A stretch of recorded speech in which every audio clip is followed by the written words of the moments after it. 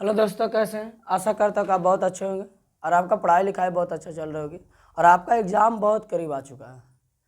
तो आपके एग्ज़ाम के करीब के कारण मैंने पिछले वीडियो में मैंने एक प्रकाश से यानी आपका पोषण का एक वीडियो बना चुका हूँ। आज मैं इसी चैप्टर को लेकर के आगे मैं चलता हूँ, जो प्रकाश संश्लेषण आज शुरू करता हूँ। तो मैंने पिछली वीडियो में सबसे पहले आपको बतलाया था पोषण के बारे में। पोषण कितने प्रकार के होते हैं? तो पोषण दो प्रकार के, पहला स्वपोषण, दूसरा परपोषण। स्वपोषण किसे कहेंगे?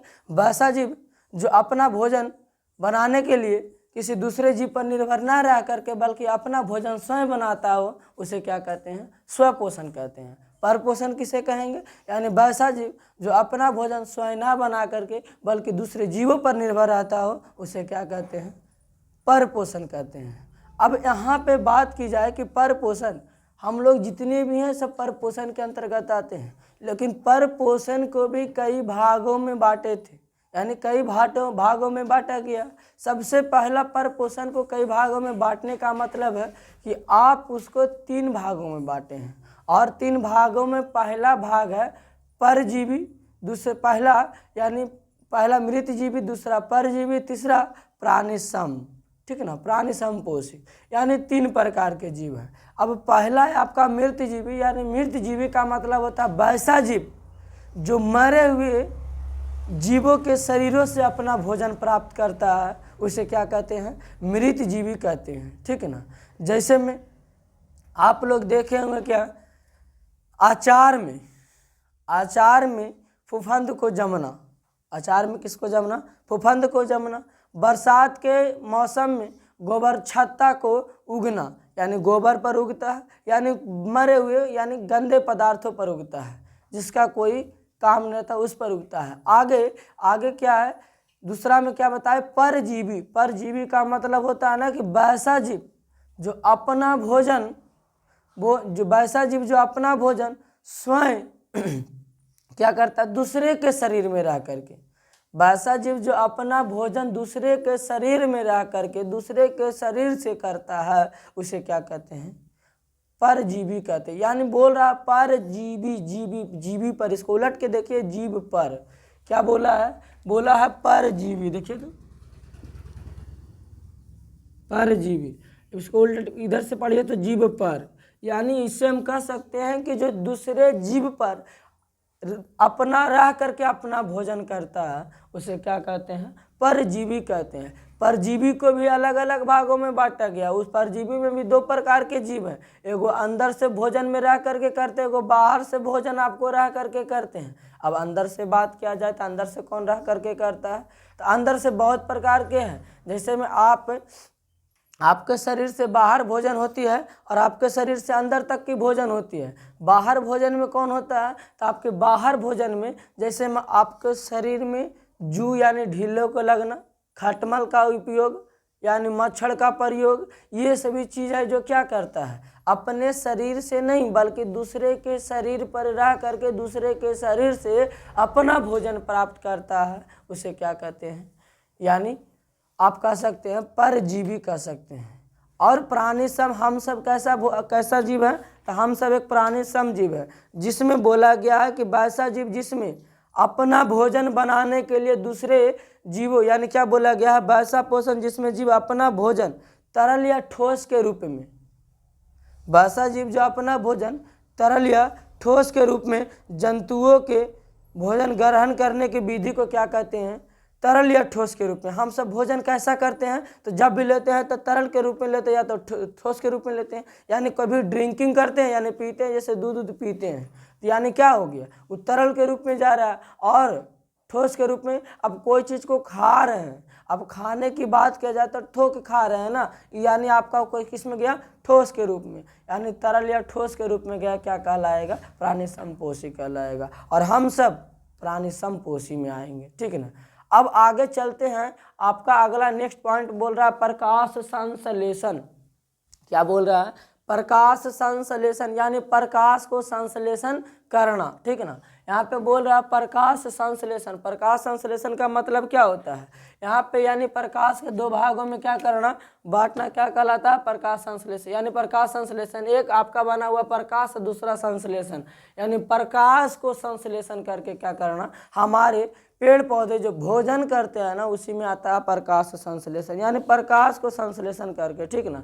अब यहाँ पे बोला जाए कि प्रकाश संश्लेषण किसे कहते हैं, तो जिस प्रक्रिया द्वारा, ठीक ना, जिस प्रक्रिया द्वारा हरे पेड़ पौधे अपना भोजन, जिस प्रक्रिया द्वारा आप हरे पेड़ पौधे अपना भोजन स्वयं बनाता है, अपना भोजन क्या करता है, जिस प्रक्रिया द्वारा हरे पेड़ पौधे अपना भोजन स्वयं बनाता है, उस मूलभूत प्रक्रिया को क्या कहते हैं, प्रकाश संश्लेषण कहते हैं। फिर से देख लीजिए प्रकाश संश्लेषण की परिभाषा, यानी कि कह रहा है कि जिस प्रक्रिया द्वारा मनुष्य, यानी जिस प्रक्रिया द्वारा हरे पेड़ पौधे अपना भोजन स्वयं बनाता है, उस मूलभूत प्रक्रिया को क्या कहते हैं, प्रकाश संश्लेषण कहते हैं, ठीक ना। यानी उस मूलभूत प्रक्रिया, यानी जिस प्रक्रिया द्वारा अपना भोजन स्वयं बनाएगा, उस मूलभूत प्रक्रिया को क्या बोलेंगे, प्रकाश संश्लेषण बोलेंगे। और इसमें ना प्रकाश संश्लेषण की क्रिया कब होगी, पेड़ पौधे प्रकाश संश्लेषण कब करेगी, जब सूर्य की प्रकाश की उपस्थिति में, किसके, जब सूर्य की प्रकाश की उपस्थिति में वायुमंडल से कार्बन डाइऑक्साइड यानी CO2, वायुमंडल से कार्बन डाइऑक्साइड और पृथ्वी से जल क्या करता है, यानी वायुमंडल की उपस्थिति, यानी सूर्य की उपस्थिति में वायुमंडल से कार्बन डाइऑक्साइड और पृथ्वी से जल और खनिज लवण ग्रहण करके अपना भोजन क्या करता है, स्वयं बनाता है। मानते हैं कि क्या करता है, जो क्या बोला अभी परिभाषा क्या बताएं कि वैसी प्रक्रिया जिसके द्वारा हरे पेड़ पौधे अपना भोजन स्वयं बनाता है, तो जिस मूलभूत प्रक्रिया द्वारा अपना भोजन स्वयं बनाती है उसे प्रकाश संश्लेषण कहते हैं। लेकिन प्रकाश संश्लेषण कहते हैं तो भोजन बनाता है कैसे, तो भोजन बनाता है, देखिए सूर्य की प्रकाश की उपस्थिति में, सूर्य की प्रकाश की उपस्थिति में हरे पेड़ पौधे, सूर्य की प्रकाश की उपस्थिति में हरे पेड़ पौधे वायुमंडल से कार्बन डाइऑक्साइड और पृथ्वी से खनिज और लवण ग्रहण करके अपना भोजन स्वयं बनाते हैं। अब यहाँ पे बात किया जाए ना कि अपना भोजन तो स्वयं बना लिया, लेकिन यहाँ पे कौन अपना भोजन स्वयं बनाते हैं, तो सभी हरे पेड़ पौधे में प्रकाश संश्लेषण करने की क्षमता होती है। ऐसा कोई बात नहीं है कि जो पेड़ पौधा कि पत्तियाँ हरा रहेगा वही सिर्फ भोजन करेगा, ऐसा कोई बात नहीं है, पीला भी कर सकता है। यानी क्या बोला गया, सभी हरे पौधे में प्रकाश संश्लेषण करने की क्षमता होती है, यानी सभी हरे पौधे में क्या होती है, प्रकाश संश्लेषण करने की क्षमता होती है। कुछ पौधे प्रकाश संश्लेषण नहीं करते हैं, वे मृतजीवी या परजीवी कहलाते हैं, ठीक है ना। जो पौधे प्रकाश संश्लेषण नहीं करेगा ना, वो क्या कहलाएगा, मृतजीवी या परजीवी कहलाएगा, ठीक है ना। फिर से, यानी जो पौधा अपने प्रकाश संश्लेषण नहीं करेगा वो क्या कहलाएगा, मृतजीवी या परजीवी कहलाएगा। यानी वो पौधा अपने पर आश्रित नहीं है बल्कि दूसरे जीवों पर आश्रित है। अभी हम क्या बताएं कि वैसे पेड़ पौधे जो अपना भोजन स्वयं बनाते हैं और जिस मूलभूत प्रक्रिया द्वारा बनाते हैं उसे क्या कहते हैं, प्रकाश संश्लेषण कहते हैं। लेकिन जो पौधा अपना भोजन स्वयं नहीं बनाता है, अब जो अपना भोजन नहीं बनाएगा तो या तो मृतजीवी होगा या तो परजीवी होगा, ठीक है ना। अब कहा है कि खुद भोजन कौन बनाता है, स्वपोषी न बनाता है, स्वपोषण बनाता है खुद भोजन। यानी आप कह सकते हैं कि कुछ पौधे जो है प्रकाश संश्लेषण नहीं करते हैं, वे मृतजीवी या परजीवी कहलाते हैं। आगे देखिए, प्रकाश संश्लेषण की क्रिया के लिए आवश्यक कच्चे पदार्थ है। यानी जब आप प्रकाश संश्लेषण की क्रिया करते हैं ना, यानी आप प्रकाश संश्लेषण पेड़ पौधा करता है ना, तो उनको किन किन चीज़ों की आवश्यकता पड़ती है। फिर से, यानी प्रकाश संश्लेषण की क्रिया के लिए आवश्यक कच्चे पदार्थ यानी किन किन कच्चे पदार्थों का उनकी आवश्यकता पड़ती है। अब जब हमें भोजन खुद बना रहे हैं, पेड़ पौधे भोजन खुद बना रहा है, तो आपको क्या बोला गया कि सूर्य की प्रकाश की उपस्थिति में, किसकी उपस्थिति में, सूर्य की प्रकाश की उपस्थिति में प्रकाश संश्लेषण की क्रिया के लिए कच्चे पदार्थ। अब प्रकाश संश्लेषण कब होगा, जब सूर्य की प्रकाश होगा। अब जब सूर्य की प्रकाश होगा, सबसे पहला पॉइंट है कि आप अपने से भोजन तब बनाइएगा जब आपके पास सूर्य की प्रकाश होगी। यानी आपके पास क्या होगी, आपके पास पहले सूर्य की प्रकाश होगी, दूसरा में क्या, पर्णहरित या क्लोरोफिल होगी। क्लोरोफिल का मतलब क्या होता है, तो क्लोरोफिल एक आपके पत्ती में पाए जाने वाले हरा रंग का वर्णक होता है, जिसके कारण आपकी पत्तियां जो हरा दिखती है।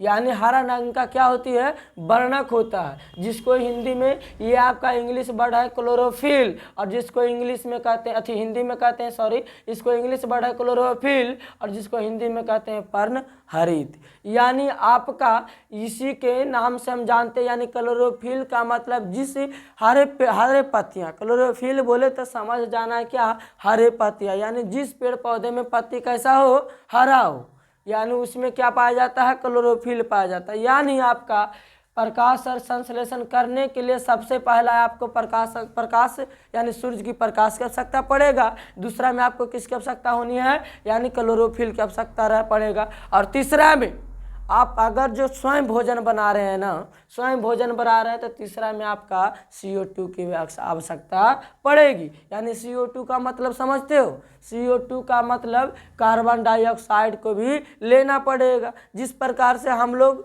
को सांस लेने के लिए सबसे पहले ऑक्सीजन की आवश्यकता पड़ती है और छोड़ने के लिए कार्बन डाइऑक्साइड, उसी प्रकार से पेड़ पौधों में क्या होता है ना कि लेने के लिए CO2 और छोड़ने के लिए O2 यानी ऑक्सीजन। आगे देखिए, यानी 3 चीज़ हो गया, और चौथा चीज़ क्या है, यानी आप पृथ्वी से जल और खनिज लवण लेते हैं कि नहीं लेते हैं। यानी क्या बोला गया है कि सूर्य की प्रकाश की उपस्थिति में पेड़ पौधे, हरे पेड़ पौधे वायुमंडल से हरे पेड़ पौधे बोला है ना, सूर्य की प्रकाश की उपस्थिति में हरे पेड़ पौधे, हरे के कारण होगा है क्लोरोफिल के कारण, हरे पेड़ पौधे वायुमंडल की उपस्थिति में वायुमंडल से कार्बन डाइऑक्साइड और पृथ्वी से जल और खनिज लवण। यानी हमको अपने से भोजन करे की आवश्यकता जब पड़ेगा ना प्रकाश संश्लेषण में, तो हमें ये 4 चीज़ की आवश्यकता पड़ेगी। अब आगे देखते हैं, यानी आगे देखिए, आगे क्या है, प्रकाश संश्लेषण एक प्रकाश रासायनिक अभिक्रिया है। कैसा है, प्रकाश रासायनिक अभिक्रिया है। आपसे पूछा जाएगा कि प्रकाश संश्लेषण कैसी अभिक्रिया है, आपसे ऑब्जेक्टिव में पूछा जाएगा, ठीक ना। ये बात हमेशा ध्यान रखना कि प्रकाश संश्लेषण एक कैसी अभिक्रिया है, तो हमें बोलना है क्या, प्रकाश रासायनिक अभिक्रिया। प्रकाश संश्लेषण एक प्रकाश रासायनिक अभिक्रिया है। आगे देखिए, प्रकाश संश्लेषण की क्रिया केवल दिन में होती है। कब होती है, अब रातियों में प्रकाश मिलेगा, यानी रातियों में प्रकाश मिलेगा, सूर्य के प्रकाश रात में मिलेगा। जब तक सूर्य के प्रकाश नहीं मिलेगा तब तक प्रकाश संश्लेषण क्रिया नहीं होगा। जिस प्रकार से हम लोग क्या करते हो, दिन में भोजन खाते हो, रात में सूत के क्या करते हो, पचा देते हैं ना। अरे रात में खाना खाने के बाद सोते हो कि नहीं सोते हो, उसी प्रकार पेट भी आराम करता होगा शायद, इसलिए यानी प्रकाश संश्लेषण की क्रिया केवल कब होती है, दिन में होती है। आगे देखिए, प्रकाश संश्लेषण के दौरान भोजन के रूप में ग्लूकोज बनता है। क्या बनता है, जब प्रकाश संश्लेषण सूर्य की प्रकाश की उपस्थिति में, सूर्य की प्रकाश की उपस्थिति में हरे पेड़ पौधे वायुमंडल से क्या करते हैं, वायुमंडल से CO2 और पृथ्वी से जल और खनिज लवण जो लेते हैं ना, तो लेने के बाद किसका निर्माण करते हैं, ग्लूकोज का निर्माण करते हैं। किन का निर्माण करते हैं, ग्लूकोज का निर्माण करते हैं। आगे देखिए, प्रकाश संश्लेषण की अभिक्रिया आदि से अंत तक क्लोरोप्लास्ट में किया जाता है। कहाँ किया जाता है, क्लोरोप्लास्ट में किया जाता है। अब क्लोरोप्लास्ट का है, तो कल आपको एक फिगर बना के मैंने बताया था। यानी देखिए, सबसे पहले अब क्लोरोप्लास्ट का होता है, तो जिस प्रकार से हम लोग को सांस लेने और सांस छोड़ने के लिए नाक है ना, नाक और मुंह है कि नहीं, उसी प्रकार से पत्तियों यानी पेड़ पौधों में क्या किया जाता है, सूर्य की प्रकाश लेने के लिए, गपना सूर्य की प्रकाश लेने के लिए, यानी ये बाहर से कार्बन डाइऑक्साइड ग्रहण करने के लिए हमें किसकी आवश्यकता पड़ती है? ठीक ना, किसकी आवश्यकता पड़ती है? यानी हमें आपकी आवश्यकता पड़ेगा पत्ता के। किसकी आवश्यकता पड़ेगा? पत्ता की आवश्यकता पड़ता है। ठीक ना, किसकी आवश्यकता पड़ेगा? पत्ता। क्या पत्ता में भी क्लोरोप्लास्ट की आवश्यकता पड़ती है? किसकी आवश्यकता पड़ती है? क्लोरोप्लास्ट के। और एकरा में जिस प्रकार सामान्य सब में कोची है, एकदम आराम से नाक में सुराग बनल है न, आराम से सांस ले लो, उसी प्रकार से एकरों में एगो सुराग रहा, छिद्र टाइप के रहता है, छोटे छोटे क्या पाए जाती है? छिद्र पाए जाते हैं। ठीक ना, जिससे क्या करते हैं? अपना सांस इससे ले लेता है। आगे देखिए, क्लोरोप्लास्ट इसी को बोलेंगे। आगे देखिए, पत्तियां के बाहरी त्वचा में रंध्र या स्टोमाटा मौजूद होते हैं। रंध्र या स्टोमाटा। आगे देखो, बाहरी पत्तियां के बाहरी त्वचा में, यानी यहीं पे जहाँ से श्वास लेते हैं। आगे देखिए, अब आगे क्या बोला गया है? अब यहाँ पे प्रकाश संश्लेषण जब होता है ना, तो जो ग्लूकोज क्या करता है? भोजन के रूप में क्या करता है? भोजन के रूप में क्या बनाता है? आप क्या करते हैं? प्रकाश संश्लेषण के दौरान भोजन के रूप में क्या बनाता है? ग्लूकोज बनाता है। तो ग्लूकोज बनाता है कैसे? तो सबसे पहले देखो तो समीकरण है यह आपका CO2 प्लस में H2, यानी CO2 का मतलब समझे? प्रकाश की उपस्थिति में कार्बन डाइऑक्साइड और कौची? जल। H2O का मतलब जल, और CO2 का मतलब कार्बन डाइऑक्साइड, और H2O का मतलब जल। अब यहाँ पे क्या है? C6H12O6। एक मतलब किसका सूत्र है? ये ग्लूकोज का सूत्र है। किसका सूत्र है? ग्लूकोज का। ग्लूकोज का सूत्र क्या होता है? C6H12O6। अब यहाँ पे H2O किसका सूत्र है? जल के सूत्र है। किसका सूत्र है? जल के। और O2 यानी ऑक्सीजन। O2 यानी ऑक्सीजन। अब यहाँ पे देखिए, आपका संतुलित नहीं है। संतुलित है क्या?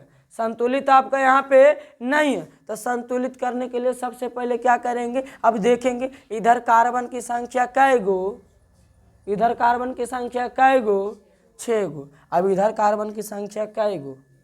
एगो ना बुआ। तो एगो, तो इधर कार्बन की संख्या 6 गो, इधर एगो, तेरा 6 गो बनेबै ना। तो 6 गो बनेबै, तेरा में कितना से गुना करिए? कितना से गुना करिए? 6 से गुना करेंगे ना, यानी 6 गुना 1 कितना होगा? देखिए तो 6 ना होगा, ये गो हल। अब हम 6 से गुना करबे तो 6 गुना 1 6, यानी संतुलित। यानी पहले देखो यहाँ 6 कार्बन हो गए, इधरो 6 गो कार्बन हो गए। अब यहाँ देखिए तो ऑक्सीजन कै गो है? 2 गो। 2 ये गो है। अभी कै गो हो गई? 2 आई 6 दूनी 12 गो। अब ऑक्सीजन 12 एगो 13 गो। लेकिन इन्हें ऑक्सीजन देखी तो हुआ कै गो है? 2 गो इधर है ना, 2 गो ऑक्सीजन, 3 गो, और 3 6 9 गो नहीं। अब बराबर करे लगी की करे पड़ते? अब आगे देखिए, हाइड्रोजन कै गो है? देखिए तो हाइड्रोजन 2 गो, इन्हें हाइड्रोजन कै गो है? 12 गो हाइड्रोजन। तो 12 गो हाइड्रोजन है तो कुछ करे पड़ता ही ना। 12 गो हाइड्रोजन है, तो यानी हमरो जब 12 गो करे लगे में कितना से गुना करे पड़ते? यानी 12 गो हाइड्रोजन इन्हें है, 6 गो, 12 गो इन्हें, 12 2 14 गो हाइड्रोजन है नहीं। तो 14 गो हाइड्रोजन है, तो कुछ तो उपाय करे पड़ते। अब कुछ उपाय कौची करबो? तो एक में देखी तो लगा 12 से गुना करबे तो कितना आ रहा? 12 दूनी 24 गो हो गए हाइड्रोजन। अब 24 गो हाइड्रोजन हो गए, 12 गो ही हो गए, या 12 2 14 गो है नहीं। अब एक में 6 से गुना कर देती हो गए 12 गो, 12 12 24 गो हाइड्रोजन हो गए नहीं। अब 24 गो हाइड्रोजन हो गए। अब बच गए ऑक्सीजन। के बच गए? ऑक्सीजन। ऑक्सीजन कै गो? देखी तो बुआ, इधर कै गो? 3 6 दूनी 12 12, 12 12 24 गो ऑक्सीजन हो गए ना। देखी तो 6 दूनी 12, अब 12 जब गुणांक में कुछ कितना है? 1, यानी 12 गुने 1 कितना हो गए? 12 दूनी 24, यानी 24 गो हो गए। 24 गो ऑक्सीजन। इन्हें देखिए तो ऑक्सीजन कै गो? 6 गो इधर और 6 गो इधर, 6 6 12, 12 2 14 गो। अब हमरा एरा कुछ करे के 24 ना करे के है, तो 24 करे के, तो एक में 6 से गुना करबे तो हो जीते। देखिए तो 6 दूनी 12, और 12 6 18, 18 6 24, यानी इधरो 24 गो, इधरो 24 गो। फिर से मिला ले। देखी तो कार्बन की संख्या देखी तो बुआ कै गो?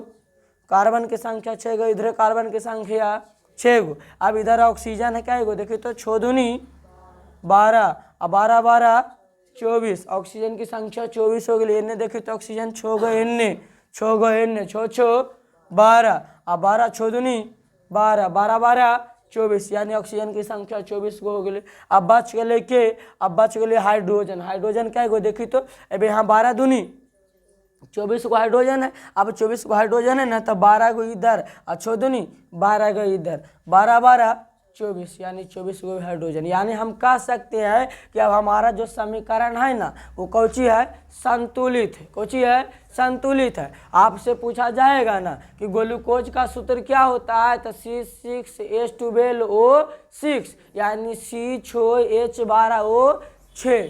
यानी अब कह सकते हैं कि प्रकाश संश्लेषण के दौरान भोजन के रूप में क्या बनता है, तो ग्लूकोज बनता है। आगे देखा, अब कह रहे हैं ना कि हमारे प्रकाश संश्लेषण में सबसे अंतिम उत्पाद कौन है, प्रकाश संश्लेषण अभिक्रिया में सबसे अंतिम उत्पाद कौन है, तो यानी ऑक्सीजन है। देखिए तो सबसे अंतिम उत्पाद कौन है, ऑक्सीजन। ऑक्सीजन अब बताएं कि वो जल है कि हवा है, ऑक्सीजन जल है कि हवा है, हवा है। यानी जब हवा है तो तीर के चिन्ह करने के, ऊपरे के कि नीचे के, ऊपरे के, ठीक है ना। नीचे के तीर के चिन्ह का मतलब कौची है, चलो समझ में आया।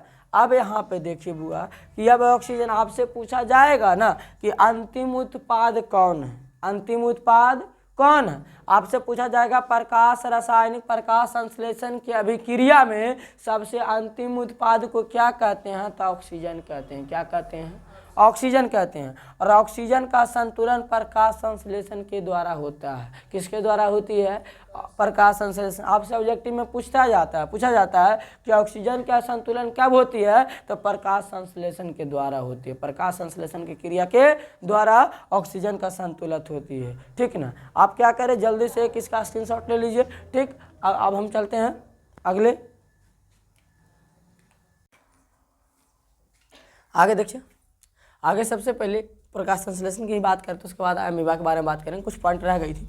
आगे देखिए, प्रकाश संश्लेषण रंध्र के द्वारा CO2 ग्रहण और O2 क्या करती है, छोड़ती है।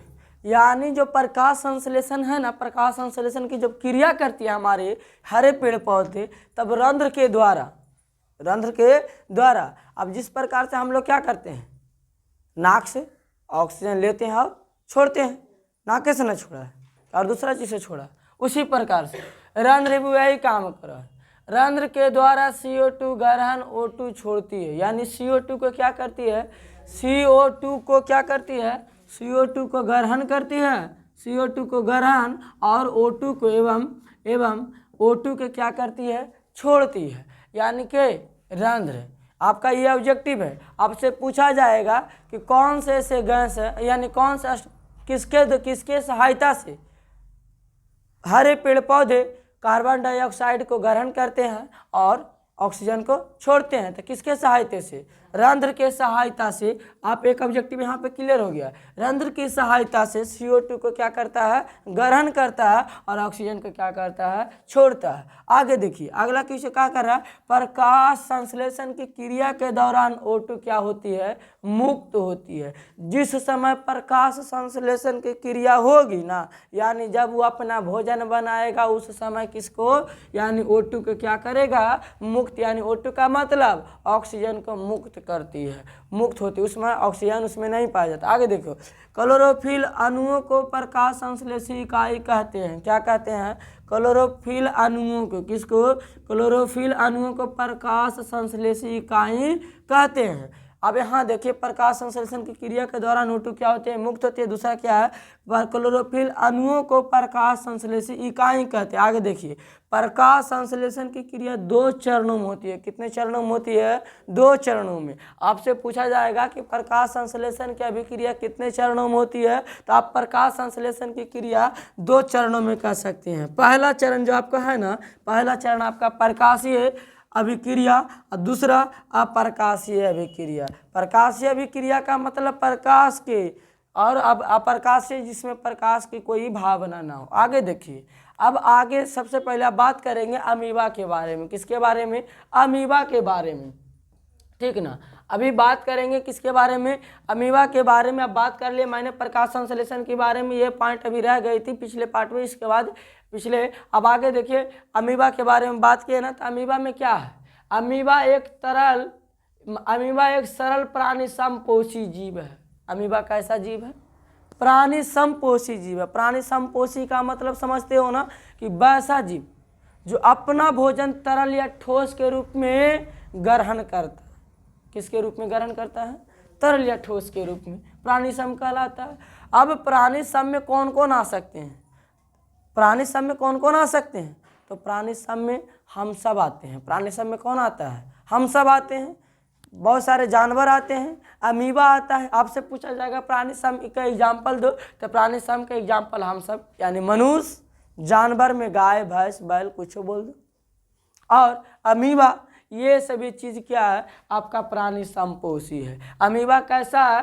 कैसा जीव है? आपसे पूछेगा कि अमीबा कैसा जीव है, तो पहले तो बोलना प्राणी समपोषी जीव है। उसके बाद अमीबा कैसा जीव है? तो प्राणी समपोषी जीव है। आगे देखना, ये जो मृत जलीय का मतलब समझते हो? जो जलों में पाया जाता है। कहाँ पाया जाता है? जलों में पाया जाता है, उसको क्या बोलेंगे? मृत जलीय। ये मृत जलीय एक कोशिकीय तथा निश्चित आकार का होता है, यानी अमीबा का कोई आकार निश्चित नहीं होता। अमीबा का मतलब समझते हो? अमीबा का फिगर देखो, कुछ बना दिया, ठीक ना। और किसी का मन होगा क्या हम उससे ना बनाएंगे तो कुछ है अमीबा, ठीक है ना। ये आप कुछ भी बना सकते हैं, यही आपका क्या है? अमीबा, ठीक है ना। ये आपका अमीबा। अब की बोला है, अब कुछ कैसनो आकार, यानी इसका आकार निश्चित नहीं होता है। किसी को हम मन होगा का अदम ऐसे बनाएगा, कोई दिक्कत नहीं, जिसको मुझे मन है जे बना सकता है, यानी आकार निश्चित इसका नहीं होता है, ठीक है ना। आगे देखिए, अब आगे देखिए, जो मृत जलीय एक कोशिकीय, यानी एक कोशिकीय किसे कहते हैं? जो जिसका शरीर एक कोशिका से बना, उसको क्या कहते हैं? एक कोशिकीय कहते हैं, ठीक ना। यानी कोशिका दो प्रकार के होते हैं, एक कोशिकीय एगो बहुकोशिकीय। एक कोशिकीय का मतलब जिस जीवों का शरीर एक कोशिका से बना हो उसे क्या कहते हैं? एक कोशिकीय। और जिन जीवों का शरीर एक से अधिक कोशिका से बना हो उसे क्या कहते हैं? बहुकोशिकीय जीव कहते हैं। तो आपसे पूछा जाएगा कि अमीबा एक कोशिकीय जीव है कि बहुकोशिकीय जीव है? तो एक कोशिकीय जीव है। अमीबा कैसा जीव है? तो मृत जलीय जीव है। कैसा जीव है? मृत जलीय, यानी जल में रहने वाला जीव है। आपसे पूछा जाएगा आपका, यानी अमीबा का आकार कैसा होता है? आपसे पूछा जाएगा कि अमीबा का आकार कैसा होता है, तो आपका जवाब क्या आएगा? अमीबा का आकार जो होता है ना, अनिश्चित होता है। कैसा होता है? अमीबा का आकार अनिश्चित होता है। आगे देखिए, भोजन। ये अब देखते हैं कि अमीबा जो है एक कोशिकीय तो है, लेकिन अपना भोजन बनाता है कैसे? तो अमीबा अपना भोजन कुटपाद की मदद से बनाता है। किसकी मदद से बनाता है? कुटपाद। अब कुटपाद इसमें क्या है? तो जो हमारा एकर्गी है ना बुआ, ये वाला जो इधर इधर है ना, ये सभी क्या है? ये सभी पूरी आपका क्या है? कुटपाद है। क्या है? कुटपाद। अब यहाँ पे देखिए तो कि बोला है कि भोजन, यानी अमीबा अपना भोजन कहाँ से किसकी सहायता से बनाता है? तो कुटपाद के सहायता से बनावा है। अब कुटपाद है कहाँ भाई? तो कुटपाद एकरा बोला है। अब बनावा है कैसे भोजन? तो जब एकरा अगर जो भोजन एजा पर ही कोई चीज़ है ना, एजा पर ही कोई चीज़ है, अब यहाँ पे कोई चीज़ है, यहाँ पे सबसे बड़ा चीज़ यहाँ लेते हैं, ठीक, ऊपर में लेते हैं। अब यहाँ पे चीज़ है कोई, यहाँ पे, अब यहाँ से धीरे धीरे धीरे धीरे जब बढ़ करके कहाँ चलाया?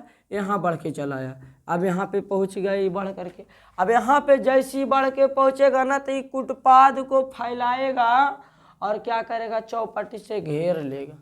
क्या करेगा?